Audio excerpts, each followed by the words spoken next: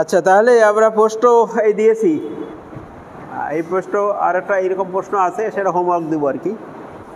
খালি এই এর উপর 3 র্যাঙ্ক আর বি উপর 2 র্যাঙ্ক, এখানে 2টো পোস্ট আছে, পরীক্ষা আসে প্রশ্ন। তো টেনসরের অন্তস্থ পড়াইছিলাম অন্তত। টেনসরের গুণ হলো 99 প্রকার, তার মধ্যে 1 প্রকার হলো অন্তস্থ গুণন, আর একটা বাকি 97 প্রকার কি? তো বহিস্থ গুণন সরাসরি গুণ করার বিষয়, ওখানে কোনো কিছু করতে হয় না। কিন্তু অন্তস্থ গুণন সংকোচন করতে হয়, তাই তো? বহিস্থ গুণনে সংকোচন করে অন্তস্থ গুণন করতে হয়। সংকোচন কিভাবে করে? একটার ঊর্ধ্বসূচক আর একটা নিম্নসূচক সমান ধরতে হয়। এই কাজ করলে কি হয়? সংকোচন হলে র্যাঙ্ক কমে, শিখেছিলাম তোমাদের। 1 কমে, একবার সংকোচনে 2 কমে। কয়বার? একবার সংকোচনে র্যাঙ্ক কমে। এই জন্য দেখো টেনসর দুটোর র্যাঙ্ক কত আছে বর্তমানে? এর র্যাঙ্ক আছে 2 আর বি এর র্যাঙ্ক আছে 3। বহিস্থ গুণন করে র্যাঙ্ক 5 হবে, কিন্তু অন্তস্থ গুণন করলে র্যাঙ্ক 3 হবে, কারণ 2 কমে যাবে। প্রশ্ন তাই বলছি না? 3 র্যাঙ্কের বা 3 মাত্রার কি টেনসর? মিশ্র হবে কেন? কারণ র্যাঙ্ক 2 কমে যাওয়ার পরেও মনে করো এই র্যাঙ্ক এইটা আর এইটা কমে গেল, 2 কমে গেল, তারপর থাকবে 3 র্যাঙ্কের মিশ্রই থাকবে। 3 র্যাঙ্কের কি থাকবে? আচ্ছা, তাহলে আমরা দেখি একটা সমাধান দাঁড় করাই।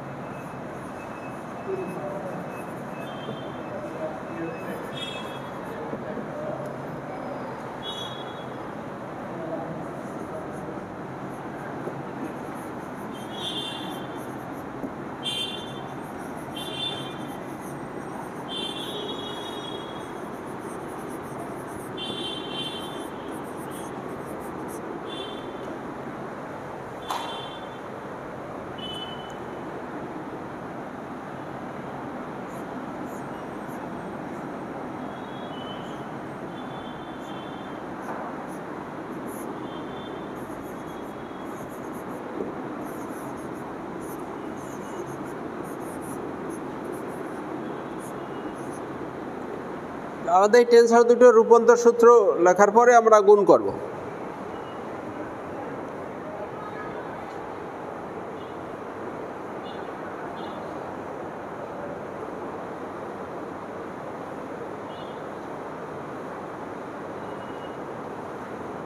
তাহলে আমরা পি আর কিউর সিরিয়াল কি ধরে নিয়েছি? আমাদের তো এখানে আছে P Q R S T 5 জন, আর আমরা রূপান্তরের সূচক I J K L M এই 5টা নেব। তাহলে এই যে পি কিউর জন্য নিয়েছি আই জে, আর ওই বি এর জন্য আর 3 জন রেখা দেবো, কে এল এম। এখন এই যে ডেরিভেটিভ লাগবে 2টো, কারণ র্যাঙ্ক কত? বারের একটা বিষয় আছে, যেহেতু মিশ্র বার উপরেও থাকবে আবার, তাহলে একটা ডেরিভেটিভে বার উপরে আর একটার বার নিচে। এখন এই যে এই আই আছে উপরে, এইটা আসে বসবে এই জায়গায় এইবারে, আর এই জে আছে নিচে, এই জে এসে বসবে এই। আর যে পি আর কিউ এই দুটো ডামি হবে। ডামি হওয়া মানে এইটা পি উপরে থাকলে এবার নিচে রিপিট করতে হবে, আর কিউ নিচে আসে এইটা বসবে।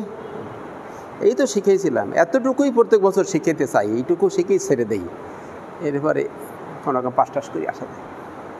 খালি কোন জায়গায় কে বসবে প্রত্যেক বছর কি এইটুকু শিখাতে পারলেই ধন্য মনে করে দেয়, সফল।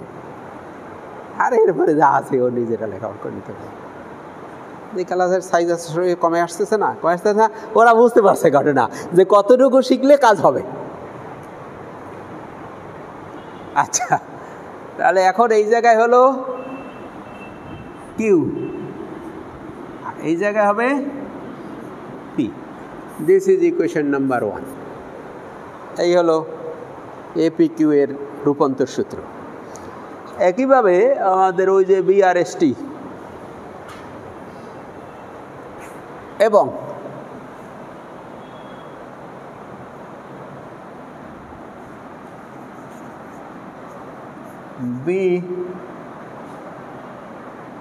বিআরএস না ওইভাবে দেবো কেন, এটা বলেছে না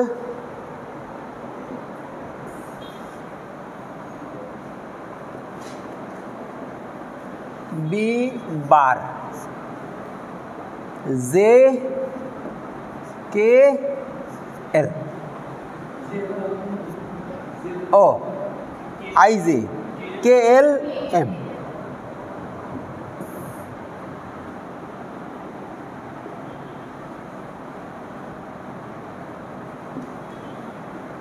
কে এল এম ইকুয়াল টু, এখন ডেরিভেটিভ তিনটা,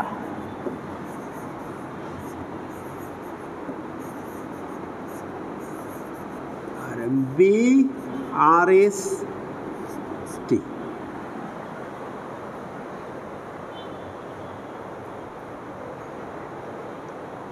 এখন বার, যেহেতু দুই র্যাঙ্ক কোনটা, দুইটা বার উপরে আর একটা নিচে, এইখানে কে, এইখানে এল, এইখানে এম। কে এর জায়গায় আছে আর, এইটা আসবে আর, এল বরাবর আছে এস, এইখানে আছে এস, আর টি এটা নিচে আছে, এইটা হবে এইখানে। Equation number 2।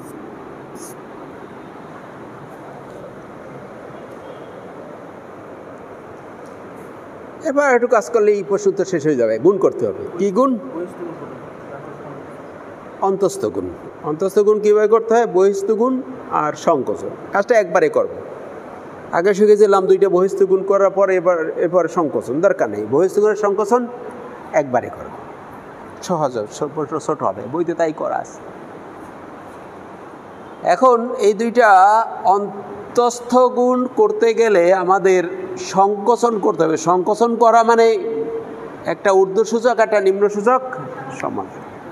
সংকোচন আমরা কীভাবে করতে পারি দেখো। আমার তো একটা হলো টেন্সর হলো এ পি কিউ, আর একটা কি বি আর এস টি। একটা সংকোচন করা যায় পি আর টি সমান ধরা যায়, বইতে এইভাবে সংকোচনটা করেছে। কি দাঁড়াইছো কেন, সমস্যা?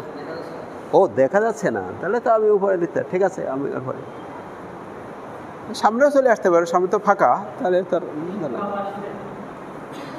তাহলে সংকোচন কিভাবে করা যায়? পি আর সমান ধরা, অথবা কিউ আর আর সমান ধরা যায়, তাতেও সংকোচন হবে। অথবা কিউ আর এস সমান ধরা যায়, অথবা কিউ আর টি সমান ধরা যায়। কোনাকুনি এসে কোনাকুনি হতে হবে, এইটা করা যাবে না। বলে দেখলাম যে তোমাদের রিয়েকশন কেমন হয়। অনেকেই মেনে নিচ্ছে, অনেকে নিচ্ছে না। তাহলে সংকোচন করতে হলে একটা ঊর্ধ্ব এইটা সংকোচন করতে হবে।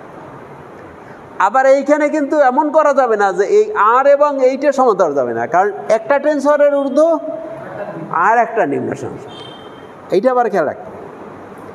আচ্ছা, এখন একটা বিষয় আছে, আমরা তো এই দুইটা গুণ করতে গেলে এই পক্ষেও তো রাশি আছে, এ পক্ষেও আছে। যখন আমি পি ইকুয়াল টু টি ধরবো তখন কিন্তু আই ইকুয়াল টু এম হবে, কারণ ওই পি আর কিউর করসপন্ডিং জায়গা ওপাশে কাছে, কিন্তু এই পাশে সমান দলা, কিন্তু ওপাশ দলা না, তাহলে হবে না। আমি যদি কিউ ইকুয়াল টু আর ধরি, তাহলে জে ইকুয়াল টু কে ধরতে হবে এখানে। বইতে যেটা করেছে পি আর টি, এই দুইটা নিয়ে সংকোচন। আমি এই দুইটা করবো না অন্য কিছুই করবো, এই দুইটাতেই করি। আচ্ছা, তাহলে আমাদের এখন সংকোচন আর অন্তস্থ গুণন শুরু হচ্ছে কিন্তু।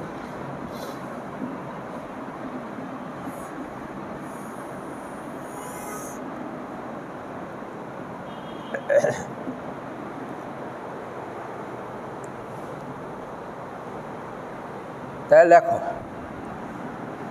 P equal to T এবং উপসে কত I equal to M। যদিও আগে বইপত্রে এইটা লিখতো না, এখন এবছর নতুন বইতে এটি লিখে দেয়। এইটা ধরা মানে এটা ধরতে হবে, ওটা লেখা প্রয়োজন পড়ে না। তো এখন যে বইটা দেখলাম নতুন এটাও লিখে দিচ্ছে, আগে শুধু ওইটাই হতো, বা অন্য অন্য অনেক জায়গায় এইটা আছে। এইটা বললে আর এইটা বলা লাগে না, এটা অটোমেটিক সময় ধরতে হবে। এত ধরে 1 ও 2 অন্তস্থ গুণন করে পাই।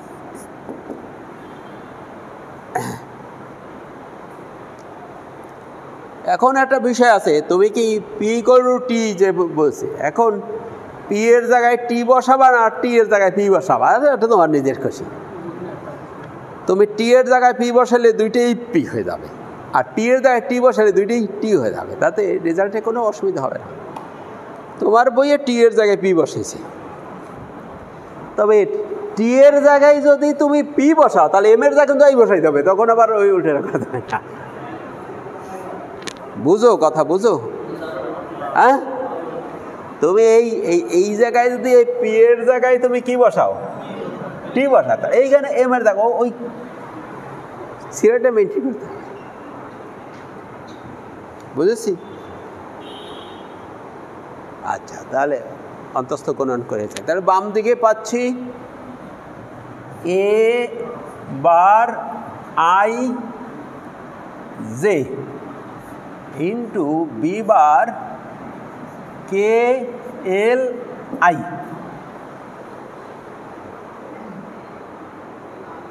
তাহলে এম এর জায়গায় কি বসাইছি, আই বসাই দিছি, ইকুয়াল টু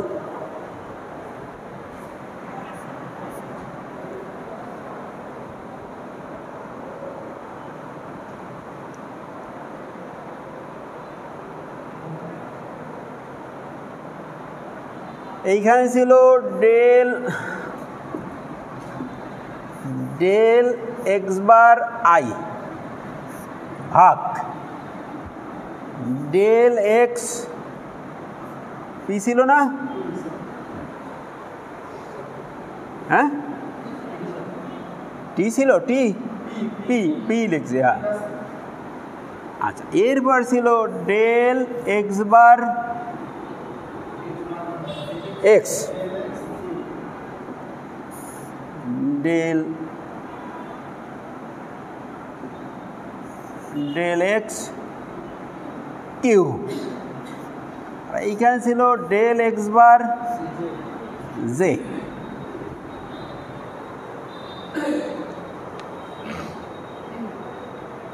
ঠিক আছে, ইন্টু এইখানে ছিল ডেল এক্স বার কে, ওটা ঠিক থাকবে। এইখানে ছিল ডেল এক্স আই, কিন্তু আই আর এর জায়গায় আর থাকবে। ডেল এক্স বার এইখানে ছিল এল, ডেল এক্স এইখানে ছিল কত এস, তারপরে ডেল এক্স টি এর এইখানে আসবে পি, ওই যে টি, আর এইখানে আসবে ডেল এক্স বার এম ছিল, এইখানে আসবে আই, তাহলে পরিবর্তন হয়ে গেছে।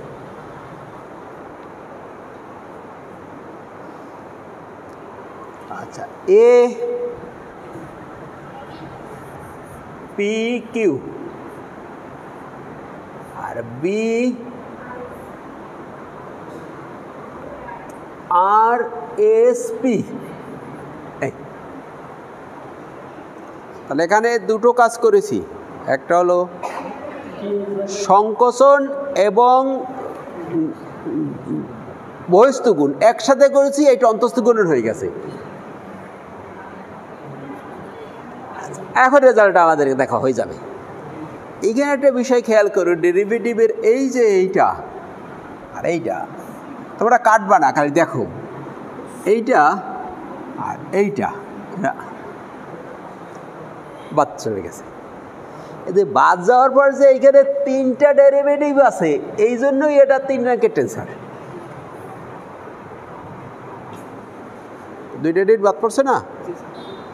আবার দেখো ডেরিভেটিভে এই যে কিছু বার উপরে আছে, এই জন্য মিশ্র টেন্সর।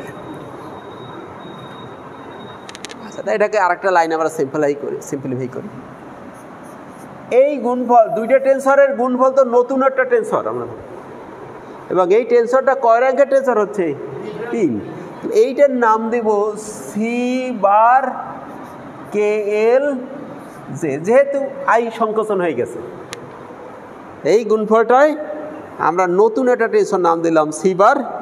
আর যেহেতু সূচক থাকতেছে কয়টা এখন, কারণ ডেরিভেটিভ থেকে তো আমাদের আই তো ক্যান্সেল হয়ে যাচ্ছে, আই ক্যান্সেল হয়ে যাচ্ছে, তাহলে আমাদের থাকতেছে কে এল আর এই যে এখানে derivative del X P del X bar J del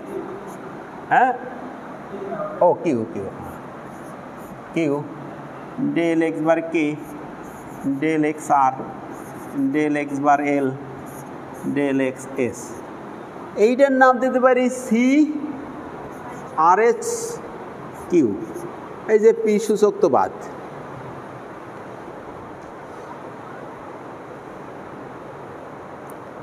তাহলে এইটুক কাকে এইটুক ধরছি, যেখানে বইতে লেখা আছে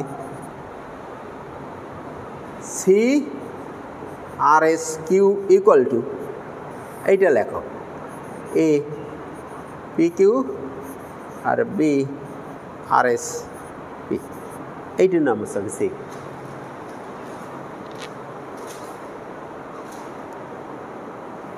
তাহলে এইটা কিসের আলামত? এইটা কিসের আলামত? এইটা 3 র্যাঙ্কের মিশ্র টেন্সর। ইহা নির্দেশ করে, লেখো ইহা নির্দেশ করে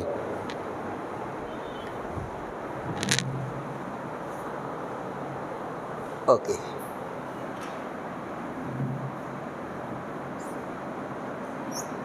যায় না কেন?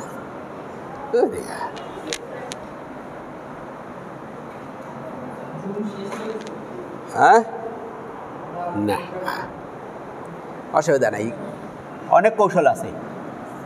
ইহা নির্দেশ করে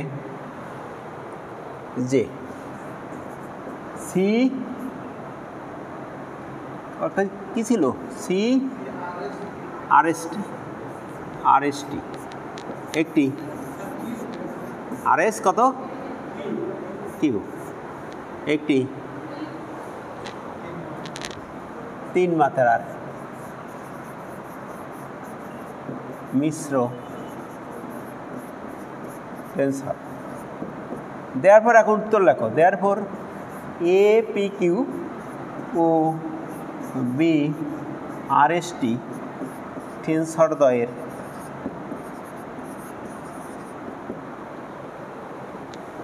অন্তঃস্থ গুণন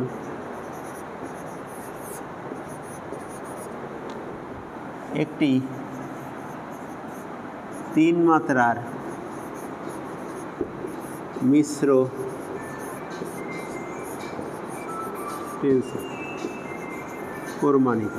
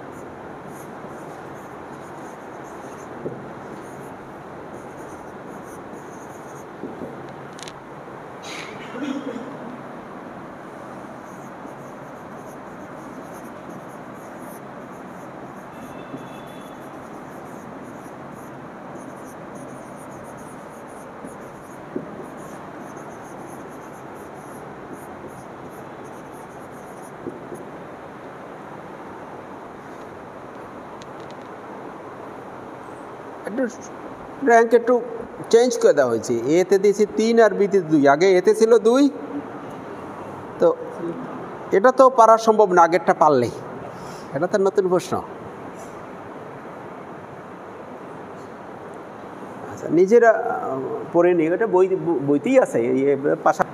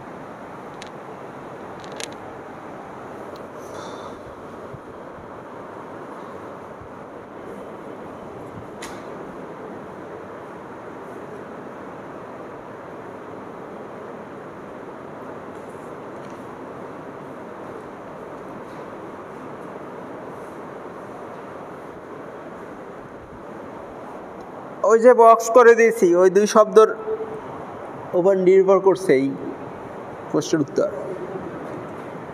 টেনসরের প্রতিসম এবং অপ্রতিসমের বিষয়টা আলোচনা হয়নি তো, হয়েছে তো আমাদের? প্রতিসম টেনসর, একটা টেনসরের 2টো সূচক ইন্টারচেঞ্জ করলে মানের কোনো পরিবর্তন না হয়। সংকোচনে তো একটা নিয়েছিলাম উপর থেকে একটা নিয়েছিলাম, কিন্তু প্রতিসম পরীক্ষা করতে গেলে 2টা নিতে হবে, হয় উপর থেকে 2টা নিতে হবে, না হয় নিচ থেকে 2টা। যদি এখানে এই সুযোগ নাই, এখানে তো কোভেরিয়েন্ট আছে, এখানে সব সুযোগই নিচে আছে, কিন্তু মিশ্র হইলে তখন আমাদের সেই 2টো সূচক পাশাপাশি নিতে হবে এমন না, যে কোনো 2টো সূচক নিলেই হবে। যদি কি হয়, টেনসরের মানের কোনো পরিবর্তন না হয়, সেইটি হলো প্রতিসম। অপ্রতিসম সূচক ইন্টারচেঞ্জ করলে টেনসরটা মান ঠিক থাকবে, তো চিহ্ন ঋণাত্মক হবে। সাংখ্যিক মান ঠিক থাকবে। সাংখ্যিক মান কি? আমার 1 কোটি টাকা আছে জমা, আর 1 কোটি টাকা ঋণ আছে, 2জনের সাংখ্যিক মান ঠিক সমান, কিন্তু একটু কলঙ্ক আছে, আমার এটা নাই। এই কলঙ্কটুকু এলে নেগেটিভ। সাংখ্যিক মান মানে চিহ্ন ব্যতীত যে সংখ্যা, সাংখ্যিক মান। এই জন্য বলা হচ্ছে সাংখ্যিক মান ঠিক থাকবে, চিহ্ন বিপরীত হবে। অর্থাৎ AP = -AQP, আর প্রতিসম হওয়া APQ = AQP। দেখ সংজ্ঞা দিয়েছে, উদাহরণও দিয়েছিলাম। এদের সহজ কথা, উত্তরও প্রশ্ন উত্তরও সহজ। তাহলে আমার একটু উত্তরদার করাই। কি টেনসর নিতে হবে? এর সাথেই আর একটা প্রশ্ন আছে, এখানে কোনটা আছে, ওটা হোমওয়ার্ক দিয়ে দেবো। কোভেরিয়েন্টে সূচক নিতে হবে, কোনটায় কি থাকবে উপাদান, শুধু উপরে দিয়ে দেবো, আর কোনো পরিবর্তন। সমাধান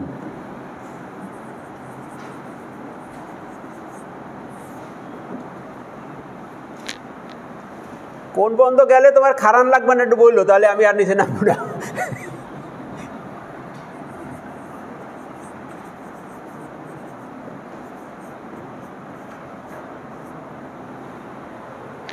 তাই যেহেতু 2 র্যাঙ্কের কোভেরিয়েন্ট টেনসর নিয়ে কাজ করতে, আমরা টেনসরটা নিলাম APQ। তুমি চাইলে AIJ নিয়ে কাজ করতে পারো, তুমি যে কোনো 2টা সূচক পছন্দ করতে পারো। তোমার বইয়ে PQ দেওয়া আছে। APQ একটি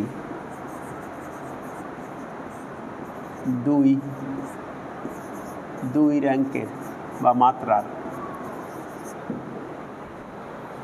কোভ্যারিয়েন্ট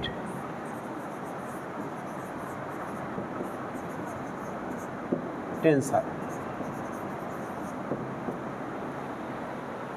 এখন এপিকিউকে ভেঙে দুইটা টেন্সর বানানো যাবে। কয়টা টেন্সর? যার একটা প্রতিসম একটা, এই কথাই প্রশ্নে বলছি যে এইটাকে ভেঙে দুইটা টেন্সর বানাবো, যার একটা প্রতিসম আর একটা অপ্রতিসম। কিভাবে এপিকিউ ভাঙবা দেখো।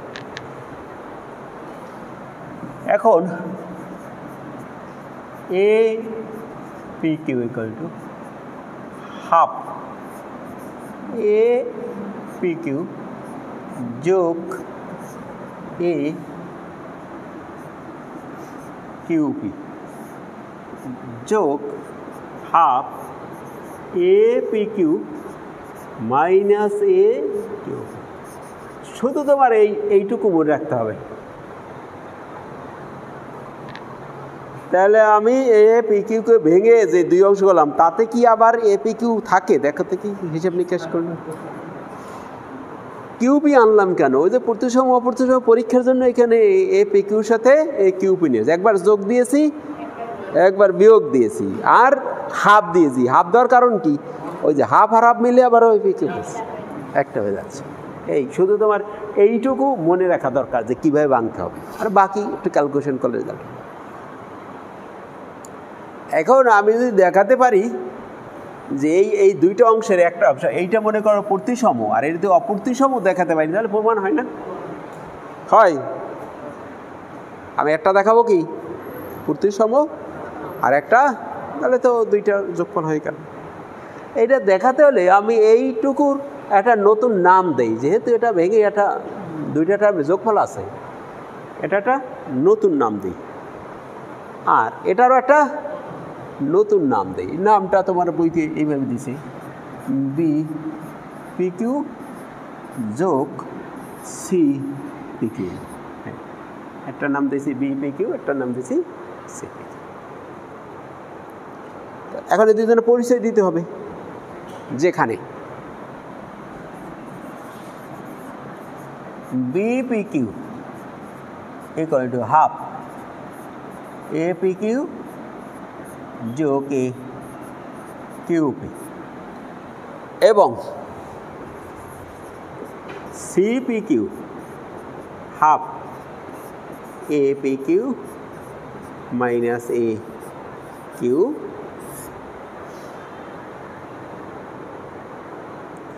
এখন আমি প্রমাণ করতে পারি এই দুইটার একটা প্রতিসম আর একটা কি অপ্রতিসম, তাহলে হয়ে যায়। এখন যেটা এই প্লাসটা আছে এইটা সবসময় প্রতিসম হবে, এইটা প্রতিসম হবে, আর যেটা এই মাইনাসের বিষয় আছে এইটা কি হবে? অপ্রতিসম। দেখো হিসেব করে দিচ্ছি কীভাবে প্রমাণ করবো। পি আর কিউ স্থান চেঞ্জ করে দেখি যে কার চিহ্ন চেঞ্জ হয় আর কার চিহ্ন চেঞ্জ হয় না। আচ্ছা, তাহলে এখন আমাদের ফাইনাল ধাপ লেখো। বি কিউপি কী করলাম? পি আর কিউর স্থান পরিবর্তন করে কি করতে হবে? বি পি কিউ আনতে হবে। মানে দেখবো স্থান চেঞ্জ করবো, কিন্তু টেন্সর কী হবে না, চেঞ্জ হবে না। দেখি তো কি হয়। হাফ, এইখানে ছিল এ পি কিউ, কী হবে? এ কিউপি। আর এইখানে ছিল এ কিউপি, এখানে কী হবে? P Q. দেখো ওই আগে যেটা ওইটাই রয়েছে, দেখো তো, দেখো বিপি কিউ যা ছিল ওইটাই রয়েছে, শুধু আগে পরে আসছে। তাতে প্লাসে তো আগে পরে আসা কোনো অসুবিধা নেই। This is B P Q. তাহলে দেখো পি আর কিউ স্থান চেঞ্জ করছি, আবার ওই টেন্সর ফেরত আসছে। কিসে আলামত? প্রতিসমের আলামত। তো ইমপ্লাই বি পি কিউ প্রতিসম টেন্সর হলো বি পি কিউ প্রতিসম, এবং C Q P half A Q P minus A P Q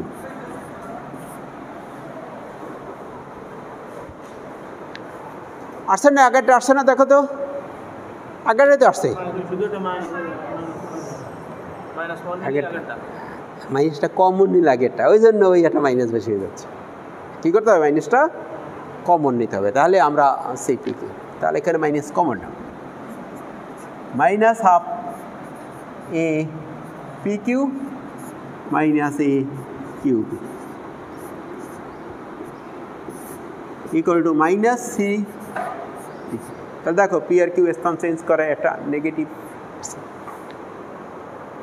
দেখো ইমপ্লাই সি পি কিউ একটি, হ্যাঁ সি পি কিউ অপ্রতিসম টেন্সর।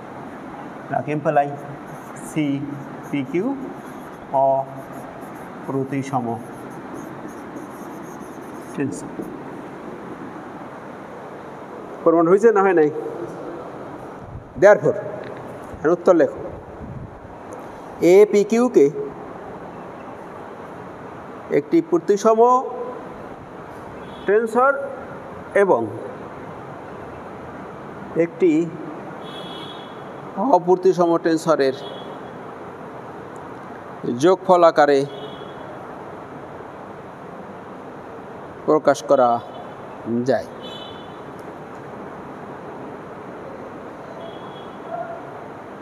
প্রমাণিত লিখে দিলে এই কাজ শেষ, প্রমাণিত। আচ্ছা, তাহলে একটা হোমওয়ার্ক দিয়ে যাই।